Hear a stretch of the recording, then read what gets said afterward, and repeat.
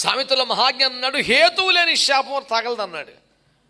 శాపం వచ్చి పడిపోయింది బతుకు మీద అంటే ఉత్తినే రాదు, దానికి తగింది ఏదో ఉంటుంది అని ఆయన చెప్పాడు.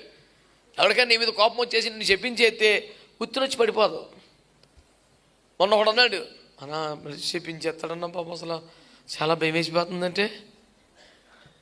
సాతాను యేసుబాబుని కొన్ని కోట్ల సార్లు చెప్పించాడు. అసలు యేసుబాబు లేకుండా పోవాలని కోరుకున్నాడు. ఏమవుతుంది? ఎవడైనా చెప్పించేస్తే ఏమైపోతారు మనకి? లేదన్న బాబా వాడు చాలా ఆయనకి కోపం చెప్పించేస్తాడని అంటే ముగ్గేసుకుని కూర్చొని సూర్యుని చెప్పించమని చూద్దాం కాసేపు. ఏమైపోద్దండి? నేను అదే చెప్పాను, మరణకరమైన ఏది త్రాగిన మీకు ఏ హాని అని చెప్పాడు కదా. అంటే మనకు తెలియకుండా మనల్ని కావాలని చంపాలని మనకు మన ఆహార పదార్థంలో కానీ ఏదైనా విషయం కలిపిస్తే కూడా ప్రభు కాపాడతాడని వాక్యం ఉంది కదా. మన కడుపులోకి ప్రవేశపెట్టిన దానికే మనకి ఏమవుతుందంటే మన వాకిట్లు ఎక్కడో పాతిపెట్టాడంటే ఇటు రాత్రి నుంచి ఈ చేయి లాగేస్తుంది ఇటు.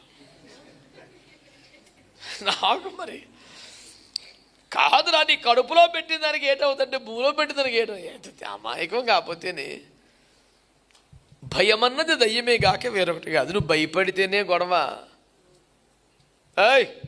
రక్తమే జయం, మళ్ళీ ఏం చేస్తావు చెయ్యి అనకూడదు. రెగ్యులర్ డైలాగ్ అది. ఏసు రక్తమే జయం, ఏం చేస్తావు చేయండి. ఏసు రక్తమే జయం అన్నా కూడా ఆడ ఏదో చేస్తాడనే కదా బెంగ నీకు. చచ్చ నువ్వేం చేయలేవు పోనాలి కదా.